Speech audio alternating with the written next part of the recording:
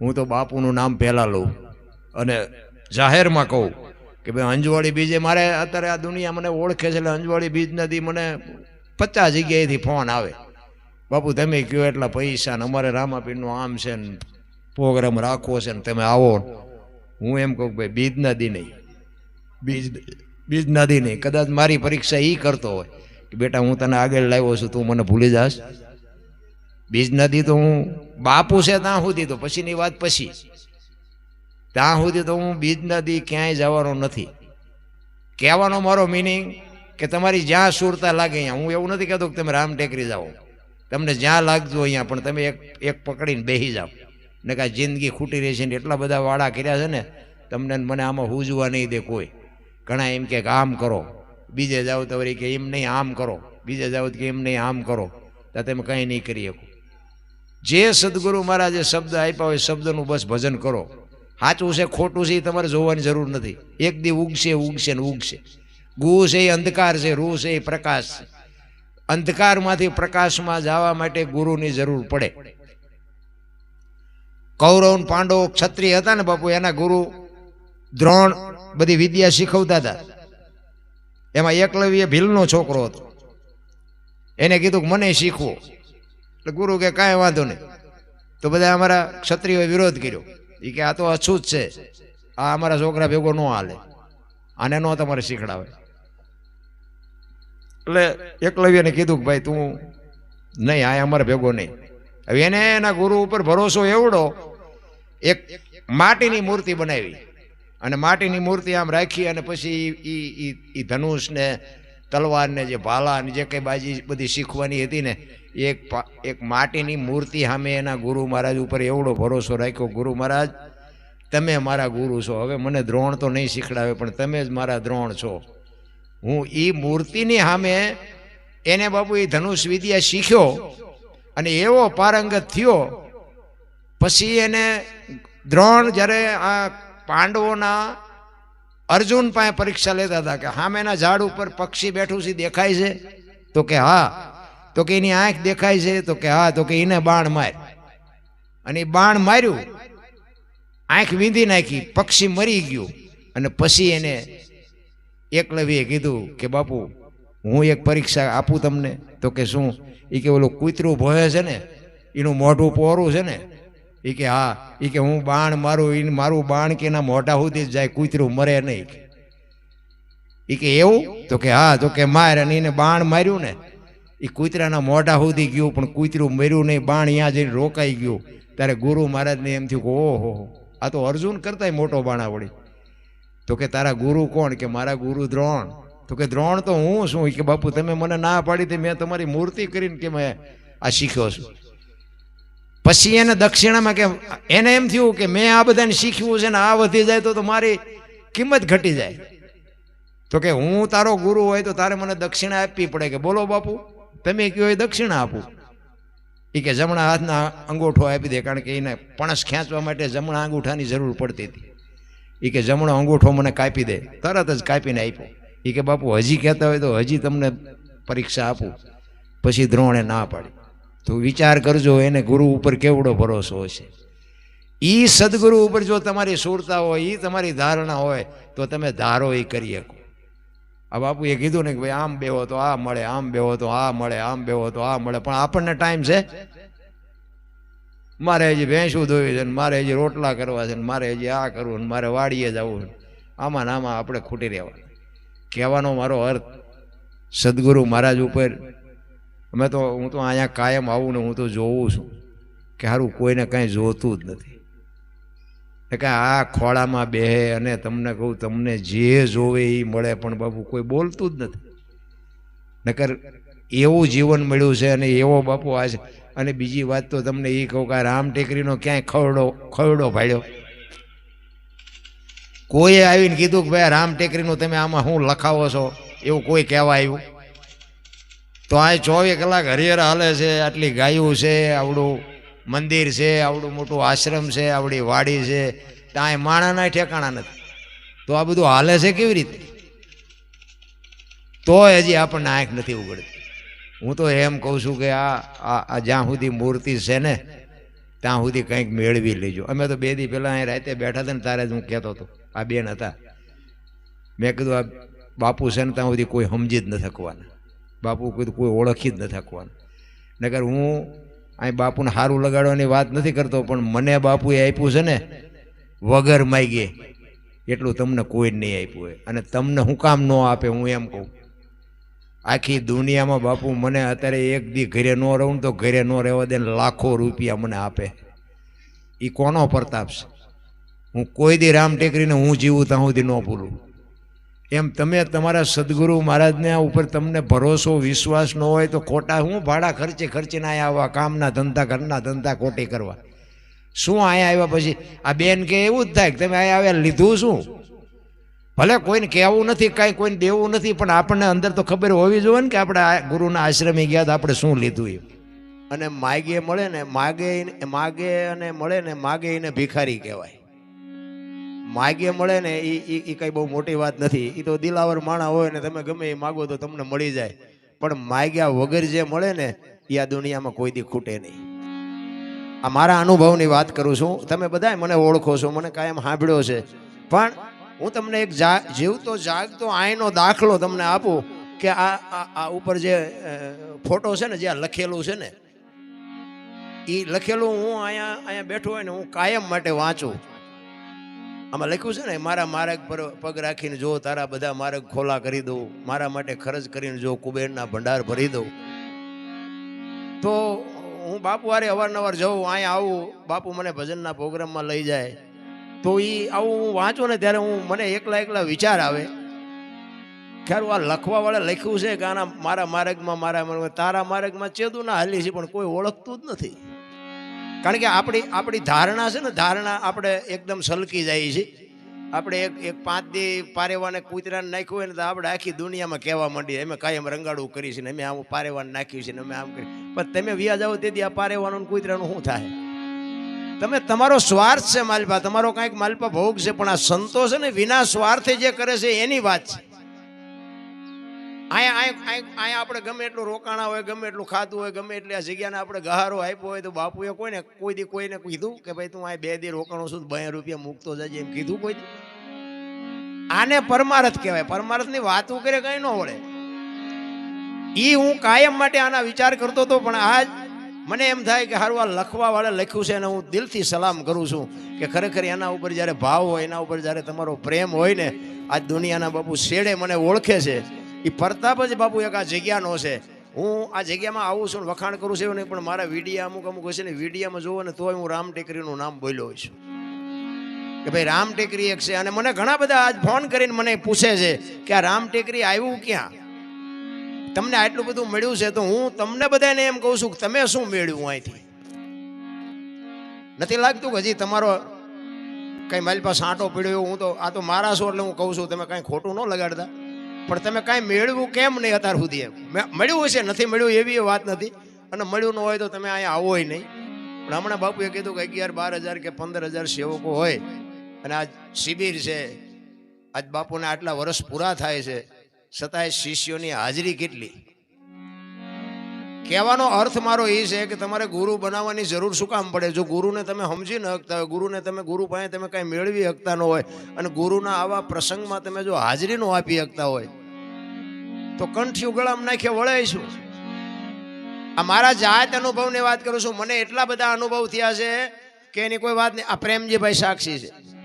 મને સુરેન્દ્રનગરમાં દાખલ કર્યો તો 4 હોસ્પિટલ બદલાયો તો મારો દીકરો આ દેવુબેન બેઠા, મારી બેન અહીંયા કંકુબેન ને 2 મારી ખબર કાઢવા આવ્યા હતા, તેથી આ 2 બહેનો રોતી હતી.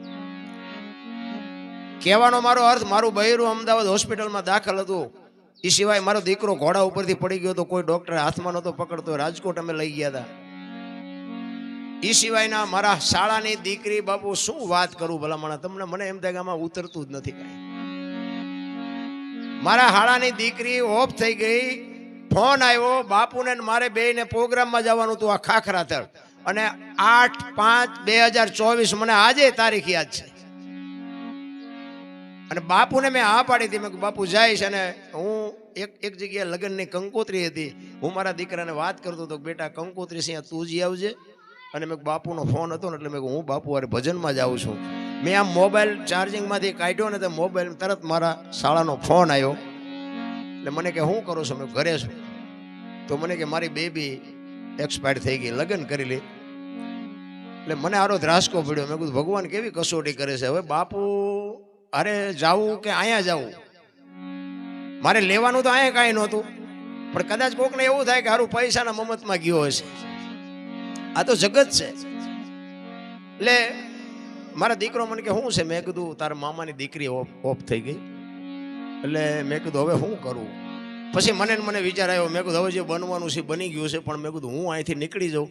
તારી બાને મેં કહું વાત ન કરતો, કલાક 2 કલાક પછી વાત કરજે એમ કહીને હું નીકળી ગયો. અહીં આવ્યો, મેં વાતે નથી કરી બાપુને. એટલે હું રસ્તામાં વિચાર કરતો આવતો હતો. મેં કીધું આ હારે બીજું તો ઠીક છે, જે બનવાનું હોય બને, પણ મારા બૈરાને ખબર પડશે તો એને એમ થાય ને કે આ મારા ભાઈની દીકરી છે. જો એમના ભાઈની દીકરી હોય તો જાય ખરા. આટલું તો એના હૃદયમાં વાગે ને. કોઈ પણ ને તમારો મારો જે પ્રેમ છે, જે તમારો મારો ભાવ છે, એ માણસને રોવરાવે. એના મનમાં મેં કોઈ એવું થાય, ખબર પડશે કે એમના ભાઈની દીકરી હોય તો આ જાય ખરા. એટલે હું એવો વિચાર કરતો આવ્યો. અમે રાતે પ્રોગ્રામમાં ગયા, અહીંયાથી આવ્યા. હું તો અહીંથી સવારમાં હું ઘરે ગયો. હું ઘરે પહોંચ્યો ને મારા ઘરને કીધું કે મારા ભાઈની બેબી જીવે છે. આ મારા પોતાના અનુભવની વાત કરું છું. સત્ય સમજે હકાય એવી વાત નથી, પણ આ ઝેર પીવાની તૈયારી હોય ને એ મેળવી શકે. પછી ભલે 2 દિવસ રહીને ગુજરી ગઈ, પણ કહેવાનો મારો નાથ કે તમારી આબરૂ કોઈ દી આજની તારીખમાં જવા નથી દીધી. પણ વિશ્વાસ એનો હોય. હું આવા કઈ પ્રસંગ હોય, ગુરુ પૂનમે આટલા જ હોય છે. બોલો એ મને એમ થાય કે તમે શું કરવા બેઠા છો? આ તમે કર્મની ગહાડીઓ બાંધો છો. કોઈ મતલબ નથી ગુરુ શિષ્યનો. અને આટલી મારી માથે વીતીને તો આ બાપુ બેઠા સાક્ષી. મેં કોઈ દી બાપુ પાસે માગ્યું હોય કે બાપુ મને હાજો કરો, કે મારું બૈરું દવાખાને છે બાપુ કંઈક કરો, મારો દીકરો દવાખાને છે કંઈક કરો, આર્યો બાપુ. અને વગર માગે મને જે મળ્યું છે ને આજ દુનિયાના છેડા સુધી બાપુ મને ઓળખે છે. એ તમારા બધાના આશીર્વાદ છે, બાપુની કૃપા છે. કહેવાનો મારો અર્થ કે માગ્યા કાંઈ મળે નહીં, પણ તમારી એમની દ્રષ્ટિ હોય ને, સંતની દ્રષ્ટિ તમારી માથે પડે ને, તમારા કામ થઈ જાય. હું તો એમ કહું છું, આ રામ ટેકરી હું કાયમ આવું છું. તમે બધા કામ કરો છો એટલું તો હું કામે નથી કરતો. હું તો ક્યાંય વાંકો નથી કરતો. હું જ્યાં બેઠો ત્યાં મને ચા દે છે. હું જ્યાં મારી થાળીઓ આ બેનું હું જમવા બેઠો હોય તો મારી થાળીઓ ઉપાડી લે. તો કહેવાનો મારો અર્થ એ છે કે તમે કામ કરો છો એ ખોટું છે એવી મારી વાત નથી, પણ જે કાંઈ લેવાનું છે ને એ રહી ન જાય. કારણ કે આ સમય છે ને, આ 32 વર્ષ વ્યા ગયા ને, એમાં હમણાં 100 વર્ષ વ્યા જાહે, અને બાપુ વ્યા જાહે ને આપણે વ્યા જાવ. પણ કાંઈક કરી લેજો મારા રામ. એક ઘડી આધી મેં પુનિયા તુલસી સંગત સાધકી કટે કોટી અપરાધ. આ બાપુ આ 32 વર્ષ થયા. આજ આપણે બધા વાતો કરી છે. બાકી હું તો અહીંયા 29 કે 30 વર્ષ થયા. બાપુને કાંઈ વીતી જ નહીં હોય. આમ નામ જ પાદરી દુનિયા પગે લાગતી છે ને આમ નામ જ બધા રૂપિયા દેતા હોય છે. એ તો એને પૂછો કે આ કેમ હાલે છે, કેવી રીતે છે, આ કેવડું કામ છે. આ તમે આંકડા કાઢો. આપણું ઘર હોય એમાં 2-5 સભ્યો હોય તો એ 2-5 સભ્યો એમાં મૂળ તો વાત તો આપણા એ ઘર પૂરતી જ હોય ને. આ વાડીનું કામ, હરિહરનું કામ, ગાયોનું કામ, મંદિરનું કામ, માણાવેને જમાડવાનું, આ છાશનું, દૂધનું, ગાયું દોવાની, વાસીદા, નીણ, પાણી. મને તો એમ થાય 15 માણસ હોય ને, 15 માણસ તો હોય મને એમ થાય કે પરસેવો વળી જાય. તો હાલે છે કેવી રીતે હજી આપણને નક્કી નથી. એટલે તમારે અને મારે ઓળખાણ કંઈક આપણી થાય ને. આકારની વાત નથી, નિરાકારની વાત છે. બાપુ એ વાત કરીને નિરાકાર. ગુલાબનું ફૂલ હોય ને એ તમને દેખાય, એની માલિકોથી સુગંધ આવે એ ન દેખાય. અને આનું સંશોધન થાય ને તારે તમને મને સમજાય, બાકી સમજાય નહીં. સદગુરુ મહારાજની કૃપા છે ને ત્યાં બાપુ આપણે આમ નામ આપણું ગાડું હાલે છે. અને રામ ને કૃષ્ણ જેવાની દુનિયા છોડવી પડી છે. પાપી છે ને એ જીવે છે ને મરી જાય છે, મહાપુરુષો છે એ જીવે છે ને મરી જાય છે. પણ એવી કંઈક સુગંધ મૂકીને જાય છે ને એને જગત આજે યાદ કરે છે. હજારો વર્ષ વીઆઈ ગયા તો આપણી હું હમણાં 2 દી પહેલા અમદાવાદમાં પ્રોગ્રામમાં ગયો હતો ને, ત્યાં એમના ગુરુ મહારાજની પટેલ સમાજ હતો બાપુ ઘુમા અમદાવાદ. 106મી તિથિ હતી એમના ગુરુ મહારાજની સમાધિ છે. અહીંયા સરસ મજાનો આશ્રમ છે, મરીસા જેવો આશ્રમ. અને બધી કરોડપતિ પાર્ટીઓ, બધી પટેલ સમાજ. એમાં મારો પ્રોગ્રામ રાખ્યો હતો. 106મી તિથિ હતી, પણ બાપુ બેનું 1-1 લાખ રૂપિયા લખાવે અમારે ગુરુ મહારાજની જન્મતિથિ. મારો કહેવાનો અર્થ પૈસાદાર હોય તો લખાવાય, આપણી પાસે 100ની સગવડ હોય તો 100 લખાવ. હું પૈસા લખાવવાની વાત નથી કરતો, પણ મારો કહેવાનો મિનિંગ એક ગુરુ, અને એવડો મોટો વિશાળ આશ્રમ હતો ને બાપુ, બહેનો ને ભાઈઓ ક્યાંય હમાતા નહોતા. ત્યાં મને એમ થાય ને કે હું તો એમ કહું, સમાધિ છે ને એટલી વ્યક્તિ ત્યાં જીવતી જાગતી મૂર્તિમાં હજી નથી દેખાતું. મને તો એમ થાય કેટલી અભાગ છે. તમે બધાય મને હા ભેળેલો છે અને મને કયો છો કે અનુપસિંહ તમે ઘડીક બેહો, અનુપસિંહ તમે કંઈક બોલો, પણ હું તમને એમ કહું છું કે તમે કેમ નથી કાંઈ બોલી શકતા, તમે કેમ નથી કાંઈ કરી શકતા, કેમ નથી થતું? જાણો છો, હું નથી એવું નથી કહેતું કે તમને કાંઈ ખબર જ નથી પડતી, એવી કોઈ વાત નથી, પણ તમે કાંઈક કરો, કાંઈક કયો, કાંઈક 5 જણા વચ્ચે કંઈક સારી વાત કરો, કંઈક સારું જગતને કંઈક આપો, તમને જો હૂતું હોય. બાકી આમ નામ બાપુ જિંદગી વહી જાય અને માણસનો અવતાર ફોગટવ્યો જાય. મહાપુરુષો એટલા જ માટે કહે છે કે આ તમને દેખાય છે ને એ બધું નાશવંત છે, એ કંઈ સત્ય નથી. સત્ય છે એ કંઈક સાઈડમાં આપણે રહી જાય છે. એટલા માટે મહાપુરુષો ઘણું કહે છે. એકાદ વાણી કરી, આહાલી ભરવાને પાણી પાણી. જો વાણીના શબ્દો છે ને સદગુરુ મહારાજના શબ્દો છે. કારણ કે આ પાણી એટલે આપણે કુએ ભરવા જવાનું એની વાત નથી, બરોબર? આ વાત છે ને બધી દેહની વાત છે. આમાં તો કંઈક ગુરુ મહારાજની કૃપા હોય તો સમજાય, નકર પાછું સમજાય એવું નથી. પણ આની માટે કંઈક મંથન હોવું જોઈએ, કંઈક મહેનત હોવી જોઈએ. મહેનત વગર ન ખબર પડે. કારણ કે ઘરેથી તમારે આવવામાં તમારે ઘરેથી વાહન ગોતવા પડ્યા હોય, આવ્યા હોય, હાલ્યા હોય, થોડું ઘણું તકલીફ પડી હોય, મહેનત વગર તો બાપુ કાંઈ મળતું નથી. એટલે અંદર નથી ઉતર્યા એનું કારણ છે. હું તો બધે કહું છું, ગમે ત્યાં પ્રોગ્રામમાં જવું તો એક માં, એક બાપ અને એક ગુરુ, આ 3 ને બાપુ સાચવી લ્યો. એનો આશીર્વાદ તમારા વિધિના ચકડા ફેરવી નાખે. ન ફેરવી નાખે તો આપણે ગુલામ થઈ જાય. તમારા માં ને બાપ જેવું અને એક ગુરુ મહારાજ જેવું આ દુનિયા છે ને બતાવવા વાળા મા બાપ છે, અને તમારી ઓળખાણ કરવા વાળા સદગુરુ છે. તમે કોણ છો, ક્યાંથી આવ્યા છો, ક્યાં છો ને ક્યાં જવાનું છે, આની એક સદગુરુ તમને ઓળખાણ કરાવે, કરાવી, એક લાલન પાલન કરી શકે, ઓળખાણ ન કરાવી શકે. તમે કોણ છો એની ઓળખાણ માટે બાપુ સદગુરુ કરાવી શકે. આપણે ગત ગંગા છે ને નિજીયા ધર્મ, રામદેવજી બાપા છે ને નિજાર ધર્મની વાત છે. એમાં બાપુ ઊંચ નીચ ને અમીર ને ગરીબ ને સ્ત્રી ને પુરુષ ને એ કાંઈ આવતું જ નથી. ઊંચ ને નીચ ને કાંઈ નથી આવતું. આ બધું મટે ને પછીની વાત છે. બાકી એમે દરબાર છે, તમારા કરતા ઊંચા છે, તમે આમ નીચા છો, આ બધું મગજમાં છે ત્યાં સુધી આ વાત નો મગજમાં ઉતરે. આ બધું જ્યારે સમદ્રષ્ટિ થઈ જાય ત્યારે બાબુ આની શરૂઆત થાય. એટલા જ માટે કહે છે, પિયુજી વિનાનો મને ઘડી નો ચાલે ચાલે. પિયુજી એટલે આ છે ને અખિલ બ્રહ્માંડનો માલિક છે. એક તમને એક વાત કરી દઉં કે આ છે ને આકાર છે, ઈશ્વર છે ને નિરંજન નિરાકાર છે. તમે રામાપીર ની મૂર્તિ આમ, હે રામાપીર તું મારું કંઈ કરી દે, મારું કરી દે, એ રામાપીર કંઈ ન કરે. ખોટી વાત. આ મારા મગજ પર તમારું કામ કરી દેતું હોય મને વાંધો નથી, પણ હું મારી દ્રષ્ટિએ વાત કરું છું. રામની મૂર્તિ હોય ને અમે જાઓ ને કે રામ મારું આ કામ કરી દે, છોકરાનું હક પણ નથી થતું, ધાબુ ભરવું છે, પૂછડું કરવું, ઢોકળું, એ નો કંઈ ન કરી દે. જ્યારે તમને એમાં નિરાકાર દેખાય ને ત્યારે તમારું કામ થાય, એમ નામ ન થાય. વિશ્વવ્યાપક નિરંજન નિરાકાર છે આ મૂર્તિ છે ને. એ ખોટી છે એવી મારી વાત નથી, પણ એ તમે મેં બેહાડેલી છે. એ શાંતિ મળે, અહીંયા તમારા વિચારો સુધરી જાય, તમારા મનના જે કંઈ ઘોડા દોડતા હોય એ ઊભા રહી જાય. બાકી કામ ન કરી દે. તમને ઘરે ગમે કંટાળો હોય, આ મંદિરમાં જઈને તમે એમ કહો છોકરા કંદડે છે ને, બૈરું કંદડે છે ને, આમ છે ને તેમ છે ને, મારે મરી જવું સુધી, રામાપીર તમને ન કહે 2 દી રોકાય. બાપુ માં આવીને એમ કહો કે બાપુ ઘરે કંટાળો છે, બાપુ એમ કે ઘરને પડ્યું રહેવા દે, 2 દી અહીં રોકા, પછી કંઈક રસ્તો કાઢશે. એ તમને શાંતિ આપી શકે. શું કામ? આ છે ને આ પ્રત્યક્ષ છે. ઓલી વસ્તુ આખી જુદી છે, આ વસ્તુ આખી જુદી છે. આપણને આમાં નથી દેખાતું, ઓલામ દેખાય છે. એક પથ્થર માણસ લઈ આવી એની મૂર્તિ બનાવે અને એક જ વખત મંદિરમાં જાય એટલે ભગવાન થઈ જાય. એ મંદિરને પગથિયા ગઈ ને આપણે આખી જિંદગી માલપા વ્યાઈ ગયા, પણ માણા ન થયા. બોલો, પાણાનો ભગવાન થઈ જાય, માણાનો માણા નથી બનતો. એટલે જ કીધું પીવું વિના, પીવું છે ને, પીવું તમારો ને મારો છે ને એક જ પીવું છે. ધણી આપણો એક જ છે. આ લગન આપણે ઉભા કર્યા ને એ તો હળગતા ઘર છે. એ તો બધાને એમ હતું કે આમાં કંઈક લઈ લઈએ, બધા હલવાણા છે.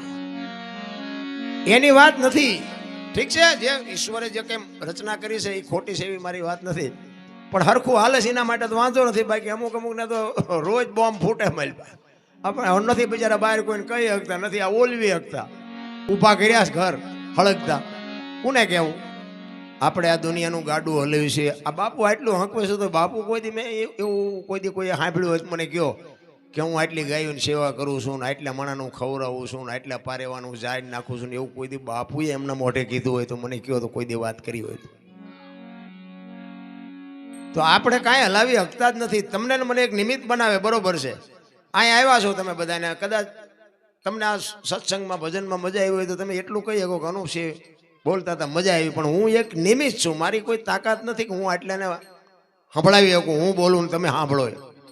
પણ કહેવાનો અર્થ એ છે કે સંતોની ભાષા છે ને એમાં મંથન કર્યા વગર તમને આ ભાષા સમજાય નહીં.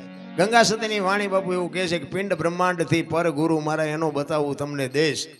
પિંડ બ્રહ્માંડ માના ઉદરમાં તમારું ને મારું બધાયનું માના ઉદરમાંથી ન જ સર્જન થાય.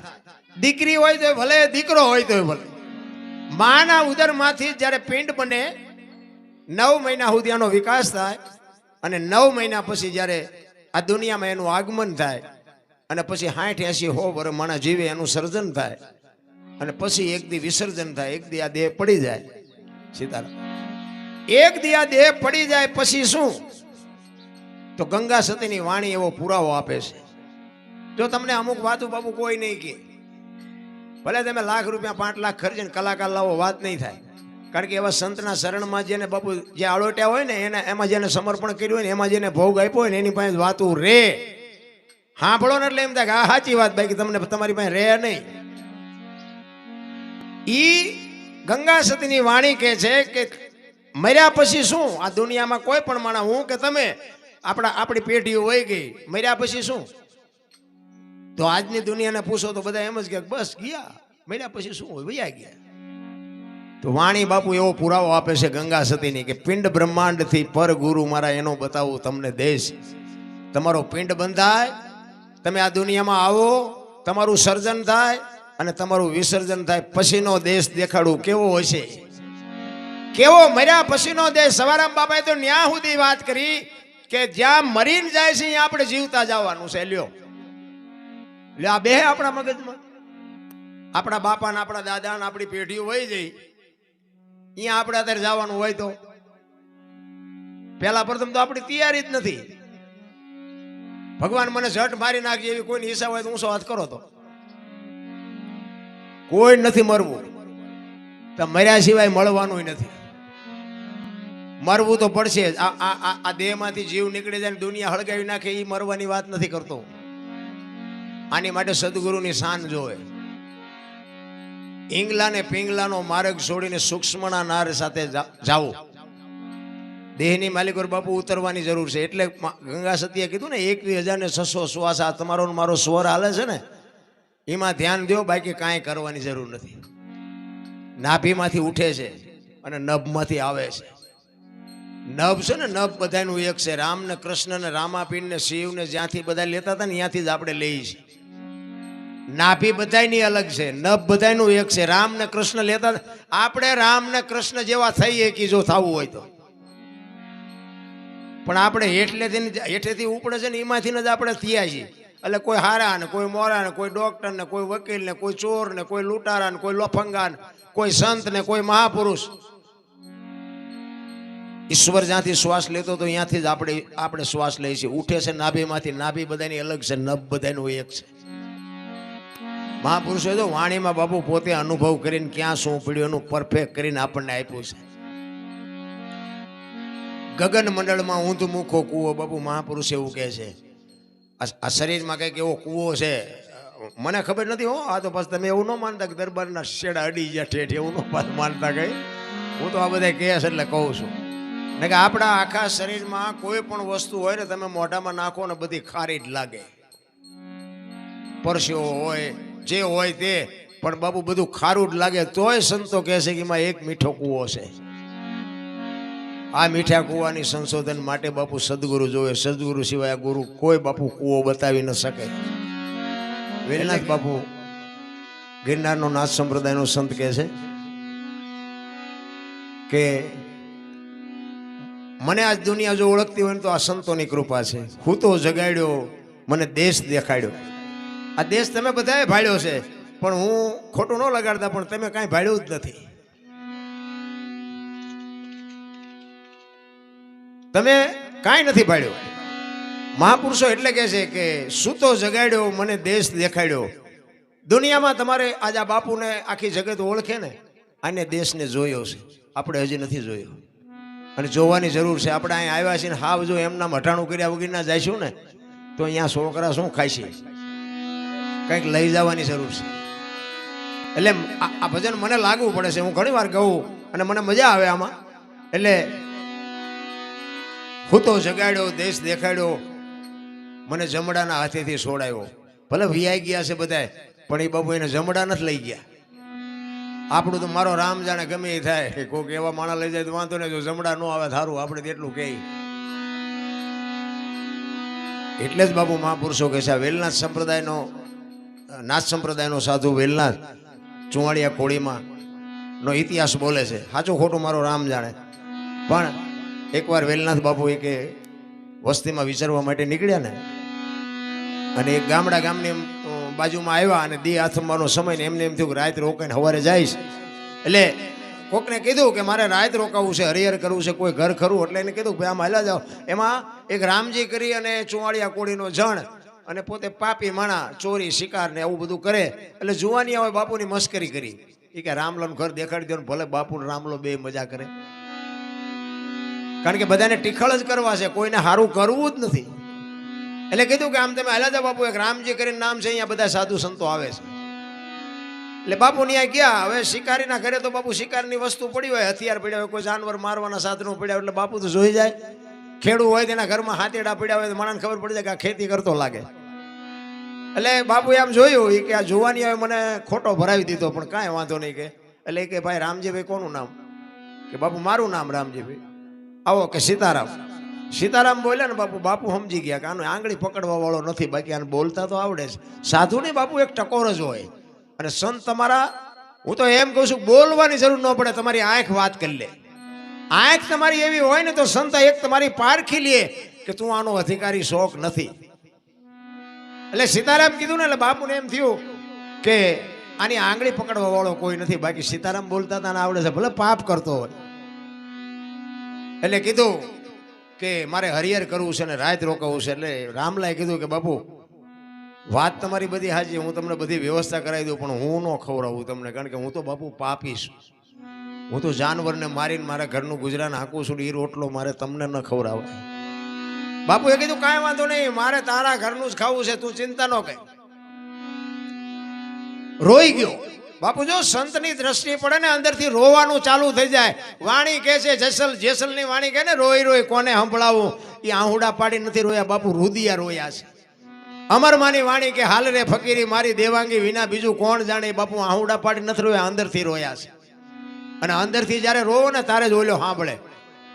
અને આ આહુડા પાડો ને તો દુનિયા એમ કે અરે આને જેટલું બધું દુઃખ છે, કાંઈ નથી વાતમાં, કોઈ નો ભાંગી શકે. અંદરના આહુડા પડે તારે જ ઓલો તમારું દુઃખ સમજી શકે ને તારે તમારું દુઃખ ભાંગે. ચિત્તની શાંતિ, મનની પ્રશંસા, દિલની દાતારી, ગુમડાની રૂજ અને ટાઢિયા તાવની ટાઢ એટલું માલિકોરથી આવે.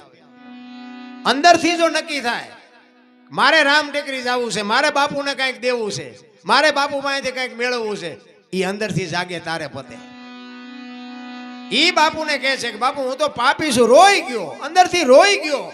એની દ્રષ્ટિ ઉપર બાપુ સમજી ગયા આ કંઈક કરે એમ છે. અને જેટલા છે ને બાપુ એ હામા મળ્યા હારા નહીં ઈવડા ઈ જ કંઈક કરી ગયા. આ જેસલ ને રૂપાદે, આ માલદે ને સાસટીઓ ને કુંભો ને સતીર ને એ કઈ હામા મળ્યા હારા નહીં. ઈ આજ દુનિયામાં પૂજાય. આપણે તો એટલા પાપી સહીએ નહીં. એટલે કીધું કે મારે તારા જ ઘરનું ખાવું છે. અને વાળું પાણી કર્યા અને ફળિયામાં ખાટલા નાખીને બેઠા. અને પછી કીધું કે બાપુ અમે તો પાપી છે, તમે તો સંત છો, ગિરનારમાંથી આવ્યો છો, કંઈક હારી બે વાતો કરો તો અમારો કંઈક ઉદ્ધાર થાય. સત્સંગ કરે છે, આજુબાજુમાંથી 5-25 માણસો આવીને બેઠા છે. રાતના 11-12 વાગ્યાનો સમય થયો. રામલાનો દીકરો બહાર વાડામાં ગયો અને બહારથી આવ્યો, અહીંયા એને એરો આભળી ગયો અને ચકરી ખાતો ખાતો ઘરમાં આવ્યો. અને ઘરમાં પહોંચ્યો ને દીકરો પડી ગયો, ખોળિયામાંથી જીવ નીકળી ગયો. રામલાના પત્ની અંદર છે એ ડાયરામાં રામલો બેઠો છે અને ડાયરામાંથી ઈશારો કરીને બોલાવ્યા રામલાના વહુએ રામલાને બોલાવ્યા. એ કે અંદર આવો તો. એ અંદર ગયો. કીધું કે આપણા દીકરાને એરું આભળી ગયું, આપણો દીકરો ગુજરી ગયો. ત્યારે રામલો કહે છે કાંઈ વાંધો નહીં, જે જે બનવાનું હતું બની ગયું, સવારે એની જે થાય એ વિધિ કરી નાખશું. અત્યારે આપણા ઘરે એક સંત આવ્યા છે અને સત્સંગ હાલે છે. એ બધું સવારે જે થાય એ કરી નાખી. બાકી અત્યારે તું એને ઢાંકીને મૂકી દે. સવાર સુધી જો તું રોય ને તો તને મારી નાખીશ. કારણ કે જે પાપી હોય એને મારતા વાર કેટલી લાગે. અને નામ થયા છે ને એ તો લોટાના શેણ્યા. તમે વિચાર કરો કે એક પોતાની જનેતા 20 વર્ષનો દીકરો ગુજરી ગયો હોય, રાતનો ટાઈમ હોય, એ માએ બાપુ રાત કેમ કાઢી છે? શું માનો છો તમે? આ જેવી તેવી વાતો નથી મારા રામ, આપણને જીવનમાં ઉતરતી નથી ને એ આપણા અભાગ છે. એ ખોળામાં માછું લઈ અને પોતે જનેતા સવાર સુધી 4 વાગ્યા સુધી બેઠી રોતી તો હશે જ, આંવડા તો પડતા જ હોય બાપુ. જનેતા હોય એના આંખમાં આંવડા ન પડે, પણ અવાજ ન કર્યો સવાર સુધી.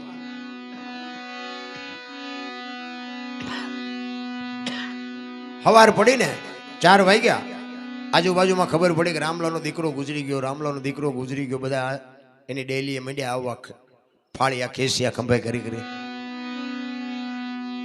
વેલનાથ બાપુ રામલાને પૂછે છે કે રામલા આ બધા શું ભેગા થતા જાય છે? આ બધા હું તારી ડેલી પાસે ભેગા થયા?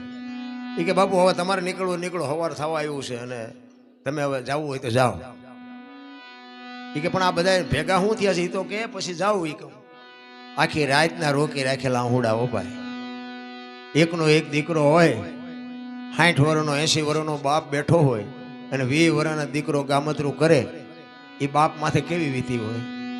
આખી રાત બાપુ એ સંતની સામે એને આહુડા રોકી રાખ્યા છે. એ સંતે શું એની માથે દ્રષ્ટિ કરી છે? સંતે શું તાકાત આપી છે? આખી રાતના આહુડા રોકી રાખેલા અને 2 આંખોમાંથી બાપુ શ્રાવણ ભાદરવો વરે ને એમ બાપુ તારું થઈ ગયો. એ કે બાપુ મારો એકનો એક દીકરો રાતે એરો આભળી ગયો ને ગુજરી ગયો બાપુ, એટલા માટે બધા આવ્યા છે. તેથી બાપુ આ સંત શું ના કરી શકે? એમનામ પરિવર્તન કોઈનું નથી થયું, પણ અનુભવ થયા, પોતાને નક્કી થઈ ગયું, નક્કી કરાવી દીધું. તેથી બાપુ વેલનાથ એમ કે છે અરે ભલા માણા, હું ગિરનારનો સાધુ છું, તારા ઘરનો એક બટકો રોટલો ખાધો છે ને એ જો બેઠો ન થાય તો કાલ બાવાનો ઓળખે કોણ? ભલા માણા ક્યાં છે તારો દીકરો? એ રૂમમાં જઈ અને લુગડું આખું કરી અને પાણીની આંજળી લઈને કીધું, સાંટીને કહે છે કે બેટા બેઠો થા, તારા બાપાને માને હું કામ ને હેરાન કરે છે? તેથી 20 વર્ષનો દીકરો આળા મળીને બેઠો થયો. તેથી બાપુ રામલાને હબાકો આવ્યો હોય કે વાહ બાવા વાહ, તને જવા ન દઉં, એમ નક્કી થઈ જવું જોઈએ. આપણને પીડા હોય તે હનુમાન ચાલીસા ચાલુ કરી, પછી પાછું મેળમાં આવી જાય તો પાછા હનુમાને ચા ને આપણે ચા. એટલે ડખો ઈ છે, રોજનો જો રિયાજ હોય ને, રોજની તમારી સુરતા હોય ને તો એ તમારી ભેગો જ છે, પણ તમારી સુરતા ટકતી નથી ને એ ડખા છે. એ રામલાએ કીધું, બાપુના પગ પકડ્યા. કે બાપુ તમે મારા ગુરુ બનો અને મને કંઠી બાંધો, મને ઉપદેશ આપો. એ કે ભાઈ આ તો સમયનું કામ કરે, મને મારા રસ્તે જવા દે, તું તારા રસ્તે જા, મને જવા દે. એ કે ના બાપુ જવા નહીં દઉં. બાપુએ પછી કંઠી બાંધીને એને જે કાંઈ ઉપદેશ આપવાનો હતો એ ઉપદેશ આપ્યો અને કીધું કે આ જો શિકાર બિકાર કરતો નહીં, મહેનત કરીને ખાજે ને જે કંઈ કહેવાનું હતું કીધું. બાપુ નીકળી ગયા. 400 મહિનાનો સમય થયો ને એટલે બાપુને એમ થયું કે ફલાણા ગામમાં ગયો તો ને રામલાને મેં કંઠી બાંધી, પણ એ કે એને હારાને ભક્તિ લાગી છે કે નહીં લાગી હોય, પછી મને તો કાંઈ ખબર નથી, કંઈ સાંભળ્યું નથી. એટલે બાપુ પરીક્ષા તો થાય. હું તો બાપુને અવારનવાર કહું, બાપુ આટલા બધા સેવક છે, એમાં કોકની પરીક્ષા તો કોક દીક કરો તો ખબર તો પડે. આ પિત્તળમાંથી હોનું જેટલું થયું છે કે પછી નકરું પિત્તળ ને પિત્તળ જ છે. પણ બાપુને એમ કે ભાઈ આ પરીક્ષા નથી કરતો તો આ ઘટતા જાય છે, પરીક્ષા કરી તો કોઈ નહીં આવે. આ 12 પોરા પાઠનું આપણે આયોજન કરે છે બાપુ દર વર્ષે. શિબિર રાખે, હવન કરે, કેટલા બધા પ્રસંગો કર્યા, કથાઓ કરી, આ મંદિર બંધાયું, પ્રતિષ્ઠા કરી, આટલા બધા પ્રસંગો કરે, આપણને બધાને બોલાવે. શું કામ? એમને તો શું જે કાંઈ કરવાનું છે કરી લીધું છે, આપણા માટે કાંઈક કરે છે. પોતે જગતનું કલ્યાણ કરવા માટે જ આ સાધુ સંતો બેઠા છે, પણ જગતને કાંઈ જોતું નથી. એટલે કે આમાં તો શું છે કે આ બાપુ સત્સંગ કરતા હોય તો આમાં બધાને એક જ હરખો સત્સંગ લાગે ને. આમાં તો 2 જણાને ઉતરે, 2 જણા ન ઉતરે. બાપુએ તેમ તો કીધું નથી કે તને 2 ને જ આપું છું, 2 નથી આપતું એમ. નિશાળમાં એક શિક્ષક ભણાવતા હોય, એક જ પાટિયા ઉપર ભણાવતા હોય. એ ડોક્ટરે એમાં જ બને ને, એ વકીલે એમાંથી જ બને ને, ચોરે એમાંથી બને ને, લૂંટારો એમાંથી જ બને ને, એક જ પાટિયામાં ભણાવતા હોય. શું લેવું છે? વરસાદ વરે ને, વરસાદ આમ આખા ખેતરમાં એક જ હરખો વરે, પણ તમારે શું લેવું છે? ગ્લાસ રાખો તો ગ્લાસ જેટલું આવે, ડોલ રાખો ડોલ જેટલું આવે, માટલું રાખો તો માટલું આવે, અને અભાઈ ગયા કોક ઊંધું મૂકે તો કોરે કોરું રે. તમારે શું જોવે છે એની તમને ખબર હોવી જોઈએ. એટલે કીધું એને પોતાને એમ થયું કે આને મારે પરીક્ષા તો કરવી છે, કે આ 6 મહિનાથી આ કઈ સમાચાર નથી, આ આશ્રમ નથી આવ્યો, કોઈ દી વાત નથી, કઈ ચીત નથી, જોવું તો ખરો આને શું થયું શું નહીં. અને એ ગામમાં પાછા આવ્યા અને નાથ સંપ્રદાયનો સાધુ કે એવું કહે છે સંતો કે ગમે એનું સ્વરૂપ લઈ શકે. નાથ સંપ્રદાય બાપુ ટોચનો સંપ્રદાય છે. એટલે બાપુને વિચાર થયો એ કે આને શોખ શેનો હતો, એટલે એમને મનમાં વિચાર થયો કે આને શિકારનો શોખ હતો. એટલે એવું કંઈક શિકાર જેવું જાનવર કંઈક બનવું તો એની બુદ્ધિ બગડે છે કે નથી બગડતી. આજે હું અત્યારે હું ભજનમાં બધે આ દુનિયામાં જાઉં ને, એટલે અંજવાળી બીજનાથી હું અહીંયા આવું છું, તમને બધાને ખબર છે. અત્યારે બધે મારું નામ છે ને, એટલે અંજવાળી બીજનાથી નાના મોટા પ્રોગ્રામ તો આખી દુનિયામાં હોય જ. અને મને બીજનાથી બાપુ ઓછામાં ઓછા 15 થી 20 ફોન આવે અલગ અલગ જગ્યાએથી. બાપુ અમારે અંજવાળી બીજનો પ્રોગ્રામ રાખવો છે, તમે આવો. અંજવાળી બીજનો પ્રોગ્રામ રાખવો છે, તમે આવો. હું એમને એક જ વાત કરું કે બીજનાથી નહીં, મને હું કહું એટલા રૂપિયા આપે, મારે એવું વ્યક્તિગત બોલાય નહીં, પણ હું કહું એટલા રૂપિયા આપે, પણ બીજના દી હું ન જાઉં. શું કામ? ઓલો જ મારી પરીક્ષા કરતો હોય કે બેટા મારા હું તને આગળ લાવ્યો છું, તું સૂકસ કે નથી સૂકતો. એટલે બીજના દી તો બાપુ આ બાપુની હાજરી છે ત્યાં સુધી, પછીની વાત પછી મારો રામ જાણે, પછી જે થવું હોય થાય. બાકી બાપુની હું તો જાહેરમાં કહું છું ને, આ તો બરોબર, પણ હું ગમે મારા વિડીયામાં હું ક્યાંક ક્યાંક બોલ્યો હોઈશ કે અંજવાળી બીજના દી હું મને ગમે એટલા 5 લાખ રૂપિયા આપો તો હું ચોરવેરા રામ ટેકરી સિવાય ક્યાંય ન હોય. એવો કંઈક બાપુ જીવનનો સિદ્ધાંત હોવો જોઈએ, કંઈક ગાંઠ વળવી જોઈએ. નકર અહીંયા મને 2 લાખ રૂપિયા આપે તો અહીંયા તો 500 ઓછા કરવાના હોય, 2 લાખ લેવાનો વ્યૂ જવાય, હું મૂર્ખ ન કહેવાય. આ જ્યારે બાપુ માલપા ગાંઠ વળે ને તો ઓલો તમને 4 લાખ કરીને આપે. અને મેં જોકે મેં કર્યું એવું મારે બોલાય જ નહીં, પણ આ જે મેં બાપુ અરે હું ફર્યો અને મારાથી જે થયું એ મેં સેવા કરીને એના બાપુ અત્યારે મને વ્યાજ સહિત બેઠો બેઠો સૂકવે છે. એટલો મને ભરોસો છે, તમને હોય કે ન હોય. મને વ્યાજનું વ્યાજ કેવું હોય તો કહેવાય. કહેવાનો મારો મિનિંગ તમારી ધારણા હોવી જોઈએ, આ કરેલું કોઈ દી ક્યાંય જાય નહીં. ઘણા એમ કે હવે બાવાની અહીંયા તમે રોજ એમના મફત હેલા જાઓ, બાવા બનશો. બાવા નહીં, આમાં દુનિયામાં નામ થઈ જાય, તમારી ગણતરી જ ખોટી છે. સાધુ સંતો તમને આપે ને એ દુનિયાની કોઈ તાકાત ન આપી શકે, કોઈને પાવર હોય. બાકી આખી દુનિયા તમને આપે, પણ ક્યાં સુધી તમારામાં લોહી હોય ને શક્તિ હોય ત્યાં સુધી તેથી ના આ દુનિયા તમને ફેંકી દેવાની. બાકી સાધુ સંતો એ છેલ્લા શ્વાસ સુધી છોડ્યા નથી, એને સંત કહેવાય. એટલે એ કંઈક જાનવર બન્યા અને ગામના પાદરમાં બાપુ આંટા મારવા માંડ્યા. એટલે તમારે ન ખરાબ કરવું હોય, પણ દુનિયા તમારી પાસે કરાવે. એટલે રામલા ભાઈ 2 4 જુવાની ગયા. એ કે રામલા આમ હાલ તો ખરો, કે આમ તો જોઈ કે ગામના પાદરમાં શિકાર રખડે. રામલો કે ના હો ભાઈ, મારા ગુરુનો આદેશ જ નથી, મેં હથિયાર બથિયાર મૂકી દીધા, હવે મારે હથિયાર ઉપાડવાના નથી. એ કે મને હથિયાર ન પડતું કઈ નહીં, પણ તું જોતો ખરો, હાલ તો ખરો. અહીંયા ઝાંપે આવ્યા ને એ શિકાર નીકળ્યો ને, જાનવર ગમે એ બને, રોજ કે હરણ કે કઈ હશે એવું. આમ જ્યાં નજર કરીને, અને આ તો બાપુ સંતની કૃપા છે. બાપુ તમારી મનની લાલચ ન હોય ને તોય તમને લાલચ લગાડે. 40 વીઘાનું ખેતર જોઈને ખેડૂતનું મન ડફળે ને, એમ રામલાનું મન ડફળ્યું.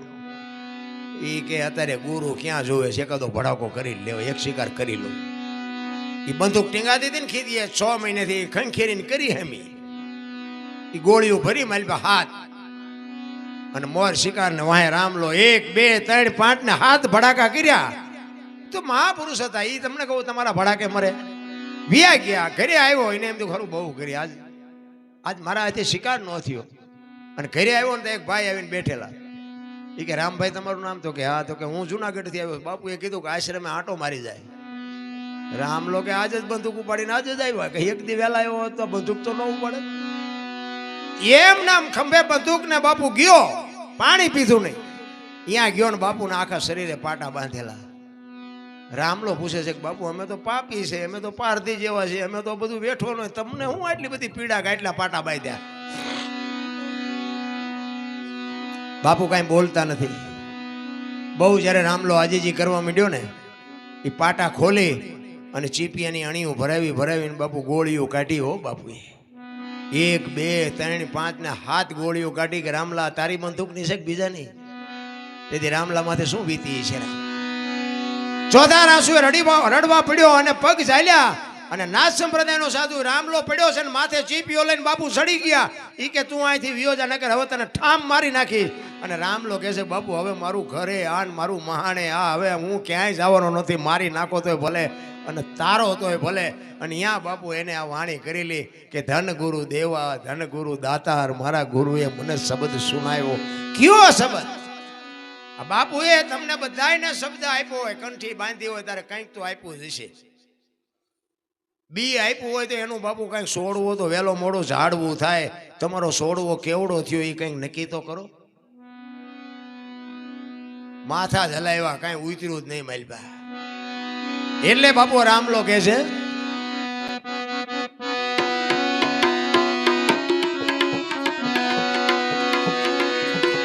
ખાલ રે પડાવું મારા એ શરીર રે તણી ન રે સોનેરી રંગેથી રંગાવું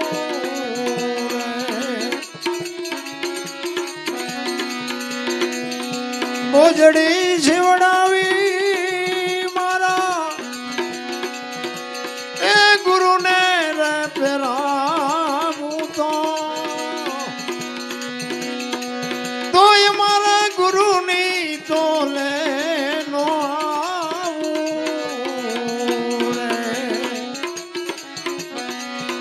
એ ધન ગુરુ દેવા મારા, એ ધન ગુરુ દાતાને સદગુરુએ શબ્દ મને રે સુનાયો રે.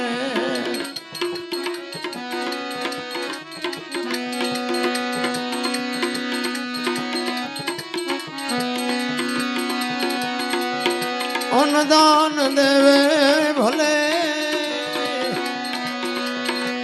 એ ભૂમિદાન દેવે ને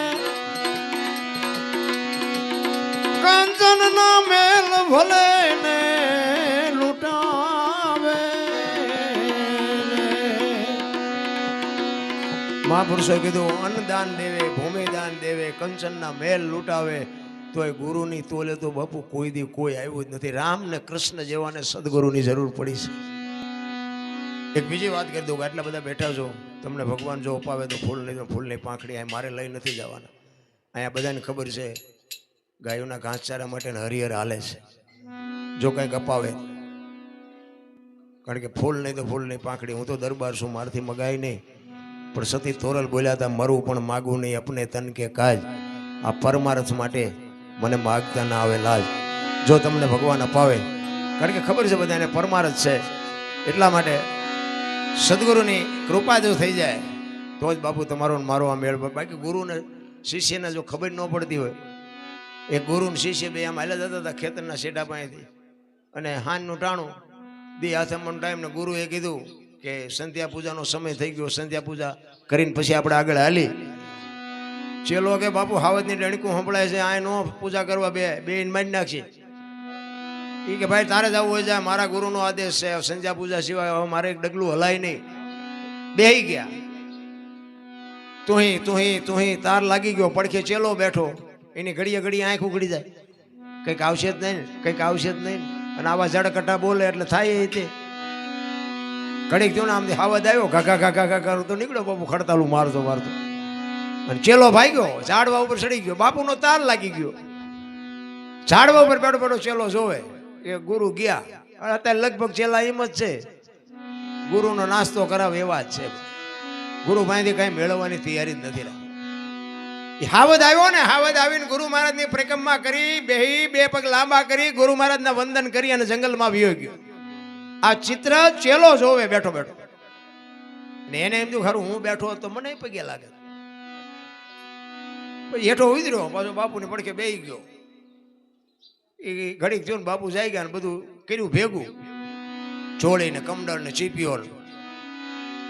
બાપુ કે આમાંથી કંઈક તો લઈ લે, આ બધું મારે લેવાનું. એ કે બાપુ ચીપીઓ લાવો. એ ચીપિયાની કડીમાં આંગળી ભરાવીને આમ ફેરવતો જાય ને બાપુ વાતો કરતો જાય. એ કે બાપુ હમણાં આપણે બેઠા હતા ને એમાં કંઈક હાવત આવ્યો તો બાપુ કે આવ્યો હોય છે. એ કે બાપુ ભાઈ તમને પરિક્રમા કરી અને ભાવ વયો ગયો? તો કે વયો ગયો છે. બાપુ મને કે બીક લાગી હતી, હું ઝાડવા ઉપર સડી ગયો. એ કે સડી ગયો હોય એમ કરતો જાય ને આમ ચીપીઓ ફેરવતો જાય ને એમાં ચીપીઓ ભરાણો બોરડીમાં, અને બોરડીમાં મધ બેઠેલું. શાંતિથી મધ બેઠું હોય અને હળી કરો એટલે શું કરે બધાને ખબર છે. એ ગુરુને શિષ્યને બેન સોંટ્યું હો, બે આમામ આમામ આમામ કરતા જાય, લાલ સોળ કરી નાખ્યા બેને. ઓલો ઓલાને કાંટા કાઢે, ઓલો ઓલાને કાંટા કાઢે. આગળ જઈ અને ચેલો ગુરુને કહે છે કે હે બાપુ એક તમને વાત કરું. એ કે શું? એ કે ઓલો હાવદ એવડો મોટો આવ્યો તો તમે કે હલ્યા નહીં અને આવડી આવડી માયખુમાં કે તમે ઠેકડા મારવા માંડ્યા. ગુરુ મહારાજ કે હાવદ આવ્યો ને તારે અખિલ બ્રહ્માંડનો માલિક મારી હારે હતો, અને આવડી આવડી માયખું છે ને તે કપાતર તું છો મારી હારે. તું હોય અહીંયા ઠેકડા જ મારવાના હોય ને, આ ચેલા શું ગુરુ પાસેથી મેળવે? એટલે જ સબરી એક ભીલની દીકરી અને 7-8 વર્ષની દીકરી માતંગ ઋષિ જેના ગુરુ મહારાજ, અને ગુરુ મહારાજે કીધું કે બેટા અહીં બેહી જા, વેલો મોડો રામ આવશે. આ એક જ શબ્દ, જો બાપુ તમને ગુરુ મહારાજના શબ્દ ઉપર ભરોસો હોય તો ગુરુ મહારાજ કરો, નકર ન કરો. હું ના પાડું છું. એટલે એને કીધું કે બેટા અહીં બેહી જા, વેલો મોડો રામ આવશે. એ રામ આવશે આ એક જ શબ્દ બાપુ સબરી પકડીને બેહી ગયો. 7-8 વર્ષની 10 વર્ષની એક તમે જોવો તો જાનવર જેવું જેનું જીવન જંગલમાં જીવે છે. ભીલની દીકરી છે, કોઈ શાસ્ત્રનું, વેદનું, પુરાણનું, કોઈ માણસનું કોઈ જ્ઞાન નથી, પણ એક જ ગુરુ મહારાજનો શબ્દ પકડી અને બેહી ગઈ. અને અમુક સમય થયો, સદગુરુ મહારાજનું શરીર શાંત થઈ ગયું. રોજ બાપુ આંગણું વાળી, ફૂલડા પાથરે, આંગણું માંગણું વાળીને રાહ જોઈને બેહે કે હમણાં રામ આવશે, હમણાં રામ આવશે. હાંજ પડે કે આજનો આવ્યો કઈ નહીં કાલે આવશે. બીજે દી એનો ઈ પ્રોગ્રામ, હાંજ પડે કે આજનો આવ્યો કઈ નહીં કાલે આવશે. 70-70 વર્ષના 80-80 વર્ષના વાણા વાઈ ગયા. વિચાર કરે છે કે હવે તો મારી ઉંમર થઈ ગઈ, મને નેજવા કરીને જોઉં છું, મને દેખાતું નથી. હું મારા ગુરુ મહારાજને પૂછવાનું ભૂલી ગઈ કે રામ કેવા કપડાં પહેર્યા છે, રામ શું વાહન લઈને આવશે, રામ કયા રસ્તેથી આવશે. આવું મેં કાંઈ પૂછ્યું જ નથી. રામ નહીં આવે, અને રામ નહીં આવે એમ કહે તો અંદરથી અવાજ આવે કે મારો ગુરુ બોલ્યો એ કોઈથી ખોટું પડે નહીં. બાપુ આ સદગુરુ મહારાજના શબ્દની જો તમને ખબર પડતી હોય તો અને સીતારામ, રામ નહીં આવે એમ થાય તો અંદરથી અવાજ આવે કે મારો ગુરુ બોલ્યો એ કોઈથી ખોટું ન પડે. તમારા ઉપર સદગુરુ મહારાજની કૃપા હોય ને તો અંદરથી બાપુ અવાજ આવે કે મારો ગુરુ બોલ્યો એ થાય જ તે. પણ અંદરથી જો આવે તો, બાકી માલપારી ઉપરથી થાય થશે કે નહીં થાય, થશે કે નહીં થાય તો ન થાય. અંદરથી થવું જોઈએ મારો ગુરુ બોલ્યો એ કોઈથી ખોટું ન પડે. અને રામ લક્ષ્મણ જ્યારે સીતાજીની શોધ કરવા માટે જાય અને સબરીનો મલક આવ્યો ને ભાઈ, પ્રકૃતિ રામનું ભજન કરતી હતી. ઝાડવાના પાંદડામાંથી અવાજ આવતો હતો રામ રામ રામ. અને સંતો કહે છે એક જગ્યાએ બેહી અને તમે 3.5 કરોડ નામના જાપ થાય ને એટલે ધરતીમાંથી અવાજ આવે, દિવાલમાંથી અવાજ આવે. 3.5 કરોડ નામના જાપ થવા જોઈએ. પછી એક હારે નહીં, પણ રોજ તમે એક જગ્યાએ બેહી અને 50 નામ લ્યો, 100 નામ લ્યો, પણ એક જ જગ્યાએ બેહી અને એક દી 3.5 કરોડ નામના જાપ થાય ને એટલે તમને બાપુ ઓટોમેટિક તમારા કાને અવાજ આવવા માંડે, તમે જે બોલતા હોય. એટલે આ હું તમને જે પાવરથી કહું છું ને એ શું કામ કહું છું, આ મારા અનુભવ બોલે છે. અમે હમણાં તમને જે વાત કરી ને, આ તમે મારી વાતને જીવનમાં ઉતારો કે ન ઉતારો તો તમને ફાયદો છે. બાકી મને આ અનુભવ છે ને પરફેક્ટ તમને કહું છું કે 100% સોનું છે. લ્યો ન લ્યો એ તમારી મોજ. આ તો ગંગા હાલી જાય, પીવો ન પીવો તો તમારી મોજ. મારે કોઈને વેરાગ લગાડવો નથી, પણ આ વસ્તુ છે ને એક વિચારવા જેવી છે ને જીવનમાં ઉપયોગી છે, એટલું સમજી લેજો. મને જે મળ્યું છે ને હું જે એમ માનું છું કે આમાંથી તમને કોઈને નથી મળ્યું. હું એવું અભિમાન નથી કરતો, પણ કાંઈક મારી કમાણી હશે કે મારા ઉપર એવા કોઈ સંતોની કૃપા કે મારા કૃપા દ્રષ્ટિ મારી ઉપર થઈ. મને હું ગમે ત્યાં પ્રોગ્રામમાં જાઉં ને તો બધા ઘણા એમ કે મને કે તમે આટલું બધું યાદ કેવી રીતે રાખો છો, તમે આખી રાત એટલું બોલો છો, આટલું ગાઓ છો, કોઈ ચોપડી નહીં, વાત નહીં, કાંઈ નહીં. મેં કીધું મારો નાશ બોલે છે, હું કાંઈ બોલતો નહીં. ઈ બોલાવે છે. બાકી હવારે તો જીવે તો તમે મને કઈક વાત કરો તો મને ખબર ન હોય કે હું શું બોલ્યો તો આના પછી શું આવે ને શું આવે. એમાં પણ સંસારમાં આપણે વ્યાજ એટલે આને એક બાજુ મૂકવું પડે કારણ કે એ જરૂરી છે. એટલે કહેવાનો મારો અર્થ સબરીને પોતાના ગુરુ માથે એવડો ભરોસો નહીં. રામ ને લક્ષ્મણ અહીંયા આવ્યા અને 3.5 કરોડ નામ થાય ને જાપ થઈ જાય. એ ધરતી બોલવા માંડે, આકાશ બોલવા માંડે, ઝાડવાના પાંદડા બોલવા માંડે. અને એ મલક આવ્યો ને બાપુ પ્રકૃતિ ભજન કરતી હતી. ત્યારે લક્ષ્મણ રામને પૂછે છે કે મોટા ભાઈ કયો મલક આવ્યો? અહીં તો પ્રકૃતિ તમારું ભજન કે હુકા પાંદડામાંથી તમારા નામનો અવાજ આવે છે. ત્યારે રામ મરક મરક દાંત કાઢે છે. લક્ષ્મણ, અત્યાર સુધી આપણને બધા સંતો મળવા આવતા હતા ને, તો કે હા, તો કે આજ આપણે એક સંતને આપણે મળવા જવાનું છે. સામે એ ઝૂંપડી રહી ને એમાં એક ભીલની બાઈ છે, જા જોતો હોય કે શું કરે છે, એને આપણે મળવા જવાનું છે. અને લક્ષ્મણ અહીંયા ગયો ભાઈ, શેષનાગનો અવતારો. સબરીની ભક્તિ જોઈને ધ્રુજી ગયો લક્ષ્મણો. સબરી આમ નેજવા કરી કરીને જોતી હતી કે હે મારા રામ, તમે ક્યાંથી આવશો, ક્યારે આવશો, હવે મને દેખાતું નથી, હવે મને સંભળાતું નથી. અને તેથી રોતી રોતી સબરી બાપુ હળવે હળવે ગાતી દો. ઠાકર મને તું મેલ વાઠેલી અને તું છો એ કાલ બેલી, અમે તારા તારા અંગ કેવાઈ, હવે કે નાય અમે આશરે જાય. આવી કઈક વેદના હોય બાપુ. આપણને કોઈ પણ વસ્તુની જ્યારે વેદના થાય છે ને, પીડા થાય છે ને, વસ્તુ ભગવાન આપે જ છે. તમને એમ થાય કે આપણે ખેતરમાં ખેતી કરવી છે તો તમે પ્રેમથી ખેતી કરો તો ભગવાન એમાં ફળ આપે જ છે. તમે કહો કે ભાઈ મારો દીકરો આટલું ભણે છે અને મારા બાપ આને કંઈક સારી નોકરી અપાવી દે, તમારી અંતરની વેદના હોય તો અપાવે. તમારા માલ ઢોર હોય તો એમાં તમે એમ કહો ભગવાન તું આમાં કંઈક બરકત આપજે. તમારી જો બાપુ અંદરની આત્માની જ્યારે પીડા હોય તો એ આપે. તો તમે એનું બાપુ ભજન કરો ને એની જો પીડા જાગેથી તમારા સામો ન આવે. પણ આપણને સ્વાર્થની ભક્તિ વધારે ગમે છે, પરમાર્થની ભક્તિ ગમતી નથી. એટલે સબરી બાપુ રોતી રોતી ગાય છે કે હવે અમારે કોના આશરે જાય. ઠાકર મને તું મેલ માઠેલી, તું છો એ કાલ નો બેલી, અમે તારા અંગ કેવાઈ, બીજા કે અમે તો તારું અંગ છે. જ્યાં માણસનું શરીર હોય એમાં એકાદો હાથ નો હોય, એકાદો કાન નો હોય, એકાદી આંખ નો હોય તો માણસ કેવો લાગે? તો એ કે અમે તો તારું અંગ છે, જો તું અમને નહીં મળ્યું તો તું ભૂંડો લાગીશ. એટલે કે છે સબરી કાલા ઘેલાય અમે જાઓ એ તારા કેવાય ન જ પીએ તારા કાલા ઘેલાય મેં સીતા એ તારા કેવાય ન જપીએ તારા એ સીતારામ સીતારામ આવો.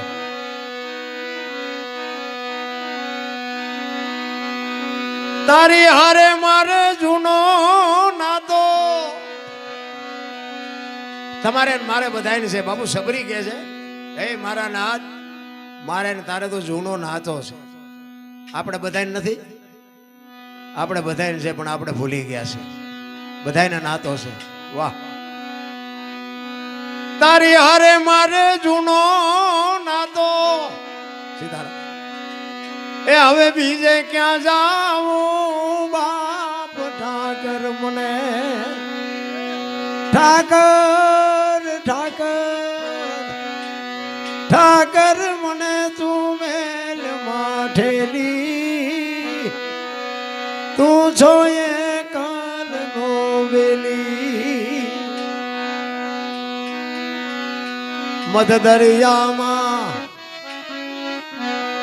એ મારું વાણ પડ્યું છે ને થાય છે આલક બાપુ આ બુદ્ધિનો વિજ્ઞાનનો વિષય નથી. આ તમારા ને મારા સંસારના સાગરમાં બધાયના હોડા હાલ્યા જાય છે, પણ મારો નાશ જેનો ત્રાજુ હશે ને એનું જ કાંઠે પૂગવાનું, બાકી રોતા નથી આવડવાનું. કોઈને પાવર હોય તો કાઢી નાખજો.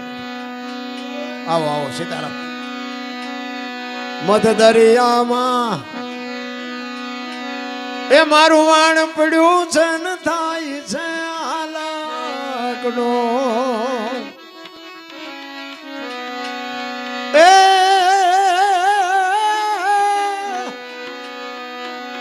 અમારા વાણનો ખારવો બની તું એ ઉતારજે ભાવ પાર.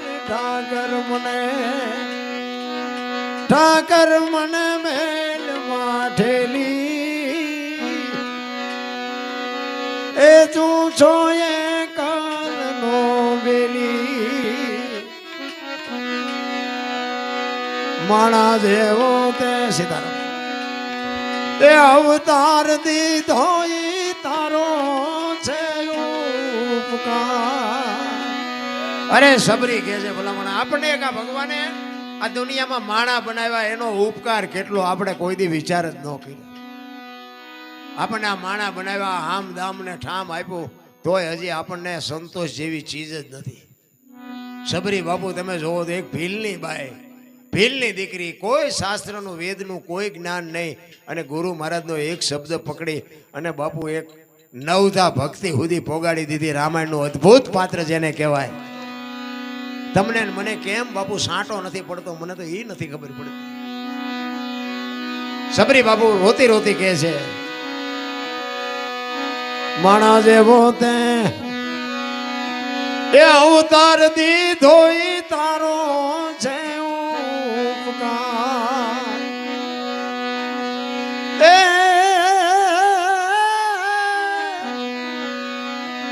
હવે તું જો એમને મળે નહીં તો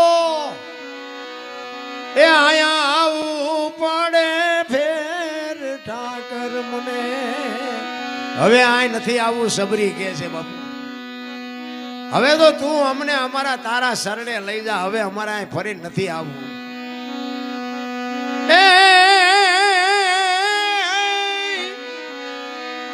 હવે તું જો અમને મળે નહીં તો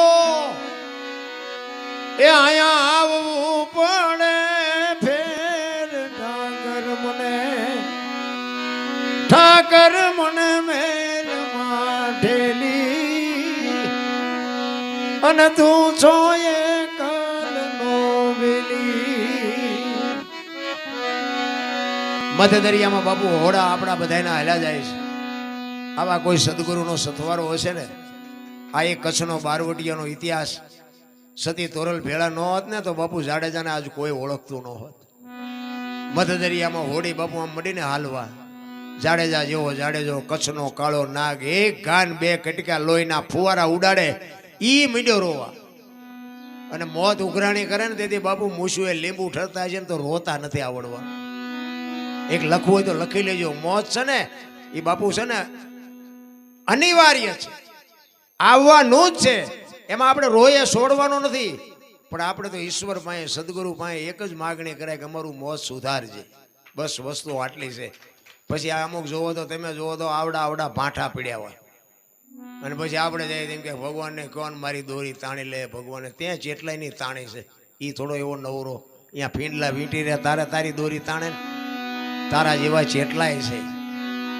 એમ બાપુ મોત ઘણા નથી કહેતા કે ભાઈ અમારી હારે હાજે બેઠા હતા ને હવારે વીઆઈ ગયા. બાપુ ઈશ્વરના ખાતાનો આત્મા હોય તો જ એમ જવાય. એમ નામ બધાને સારું જ જોવે છે મોત. એમ નામ હારા મોત નથી થતા. રામ મરવાનું છે, વાત પાકી છે. પણ હું તો આ સંતો અમુક ઘણા એવું બધું કહેતા હોય અમને, એમ કે સંતો આટલી બધી ભક્તિ કરે તો અમુક સંતોને પીડા વેઠવી પડતી હોય. તો એમ કે આટલી બધી ભક્તિ કરે, આટલું બધું માણસને ખવડાવ્યું પીવડાવ્યું, આટલું બધું જ્ઞાન ને ભજન ને બધું કર્યું, તો આમને શું કામ વેઠવું પડ્યું? એટલે હું તો એમ કહું કપાતરના કટકાવ તમારું વેઠે છે. કારણ કે હજી તમે સમજી જ નથી ગયા. અહીં આવીને આપણે બાબુને કે બાબુ મારી કેડ દુકાન, ટાંટિયા દુકાન, છોકરાનું હક પણ નથી થતું, પૂછડું નથી થતું, એ હાટવા બાવા બન્યા. તમારા કરેલા છે એ તમે આ વાંસો છો. બાપુ અમે માણા દુનિયામાં થઈને આવ્યા છીએ, તમારે કરવાનું શું? અમારી ઓળખાણ માટે શું? એ કોઈ પૂછતું જ નથી. છોકરો આમ ને બૈરું આમ ને, એ તો ત્યાં ઊભું કર્યું છે. બાપુએ ઊભું કર્યું છે? કોને કીધું તો આ બૈરું લઈ આવી? ભગવાને આપ્યું છે. તમે આખું ગામ લઈને ઘોડામાં ચડીને જ્યાં હતા. પછી બૈરું એમ કે ઘરમાં વસ્તુ ખૂટી લાવી દેવી પડે, ન હોય તો લાવી દેવી પડે, વ્યાજમાં લાવી દેવી પડે. તમે ઊભું કર્યું એમાં બાપુ શું કરે? માણસના અવતારમાં શું આપણે જોવે? સદગુરુ બાપુ સદગુરુ બનાવી અને સદગુરુ પાસે પછી તમે છોકરાની નોકરીઓ ને બૈરું હારું ને છોકરા હારા ને એના હાટું ગુરુ બનાવો. પછી સદગુરુ તો બાપુ એક તમે કોઈ પણ પીડા તમે વેઠો વાત કરો એટલે બાપુ તો બરોબર છે કે ઈશ્વર પાસે કંઈક બંદગી કરીને તમારું કંઈક સારું થાય એવું કરે તો એ કરમ તો બાપુ એને કંઈક ભોગવવું પડે ને. હું તો ના પાડું છું, તમારા કરમ તમારી પાસે રાખો. એક સદગુરુની કૃપા છે ને તો સદગુરુ તમારા કરમ કાપવાની શક્તિ મળશે. બાકી એવા કોઈને કરમ કાપવા. એક વાર તો અહીંયા અમે બેઠા હતા ને, ઘણા વર્ષો થયા, એટલે બધા અમુક અમુક કહેતા હતા બાપુ મારે આ તકલીફ છે, મારે આ તકલીફ છે. એક બેન તો કે એ ગામની મને ખબર પણ ન કહેવાય, કોઈને ખરાબ લાગે. એ કે બાપુ કે મારી ભેંસ કે ગમે એવો ખીલો ખોડું ને તો કે કાઢી નાખ. મેં કહું ગાંડા બાવળે બાઈને નો તારી માં કાઢી કે અહીંયા ખીલા ખોડવા આવ્યા. આ માગવાની વસ્તુ છે. તમે વિચાર કરો કે ભેંસ ખીલા કઢવી નાખતી હોય, આવા પીલો રાયર વરગાડો ને, લો એ ડોશી ક્યાં જવાની હતી? પણ તમે જુઓ તો એવું ઊભું કરે ને સંતો પાસેથી. તમે એક બજારમાં નીકળ્યા હોય ને તમને ખબર જ ન હોય કે હું શું વસ્તુ લેવા નીકળ્યો છું, એની જો ખબર જ ન હોય તો વાણિયાની દુકાનમાં જ બધું હોય, પણ તમારે કહેવું જ પડે ને 2 કિલો ખાંડ જોખી દે. આમની દુકાનમાં બધું છે, પણ તમે આ બાપુ ભાઈ આવીને એમના બે રહ્યો તો બાપુ કંઈક દેશે, બાપુ કંઈક દેશે, પણ તું લેવા શું આવ્યો છું એ તો કે એ જ ખબર નથી. એટલે બાપુ સબરીની વેદના છે ને એ તમને મને કંઈક શાન કરે છે કે મારા નાથ તું જો અમને મળી નહીં તો અમારા ગુરુ મહારાજના શબ્દો ઉપર અમને ભરોસો કેમ રહીએ. એટલે છેલ્લી ઘડીમાં કહે છે કે પહેલા આપણા સમયમાં વાણિયા ધિરાણ કરતા, દિવાળી આપણે હિસાબ કરતા, દિવાળી સુધી આપણને બધું ઉધારે આપતા અને દિવાળી આપણે હિસાબ કરવો પડતો અને એનો હિસાબ જો પતે નહીં તો બીજો વાણીઓ આપણને આપે નહીં. આવું એક આપણી પરંપરા હતી. અત્યારે તો કાંઈ કોઈનો વિશ્વાસ કરતું જ નથી. પહેલા તો બાપુ વર્ષો સુધી વિશ્વાસ હાલતો હતો. એટલે સબરી એની વાત કરે છે કે તું તો અમારો શેઠ છો અને તું જો અમારું આ લેણું તારું ને મારું છે જો પૂરું ન કરતો હવે અમારી આંગળી બીજો કોણ પકડે? એટલે કે છે અમે તારા છે આડતિયા ને શેઠ તું સો સાવકાર.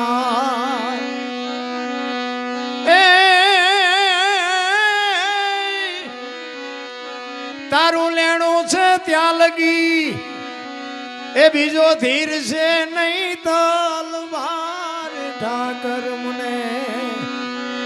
ઠાકર મને મેલ માઠેલી તું છો એકલનો વેલી. તારું જ્યાં સુધી લેણું છે મારા બાપ અમે તારી વાંહે આખી જિંદગી કાઢી નાખી અને હવે આ છેલ્લા શ્વાસમાં હવે અમારે ક્યાં જવું? આ વાત બાપુ લક્ષ્મણે સાંભળીને રામભાઈ હળી મારીને કીધું કે મોટાભાઈ દોડો, ઓલી બાઈના કોળિયામાંથી જીવ નીકળી જાય. અને અખિલ બ્રહ્માંડના માલિકને ન્યા આવવું પડ્યું. ખોળામાં જીવ લઈ, માથું લઈ અને સબરી બાપુ ત્યાંથી સીતાજીની શોધ કરવા માટેની આખી ડિટેલ રામને ત્યાંથી સબરી આપે છે કે આગળ તમે જાઓ, કિષ્કિંધા આવશે, સુગ્રીવનો તમને ભેટો થશે, હનુમાનજી મળશે, હનુમાનજી તમને મદદ કરશે. આખી ડિટેલ બાપુ આપવા વાળી રામને સબરી હતી. આ રામાયણ એવું કહે છે.